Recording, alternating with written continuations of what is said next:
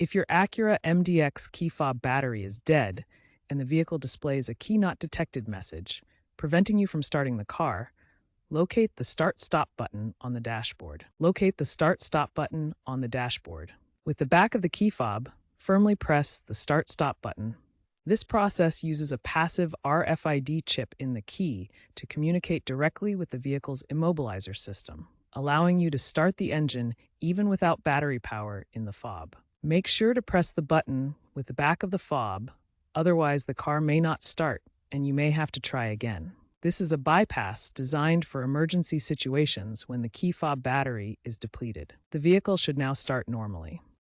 Once you've successfully started your Acura MDX using the bypass method, it's crucial to replace the key fob battery as soon as possible to prevent future issues. The key fob uses a CR2032 battery.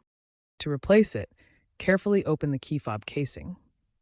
Consult your owner's manual for specific instructions for your 2022-2024 MDX model.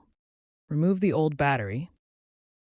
Insert the new CR2032 battery, ensuring the correct polarity with the positive side up. Reassemble the key fob.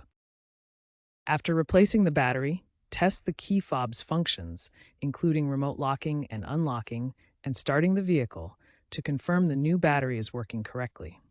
Replacing the battery avoids future key not detected issues.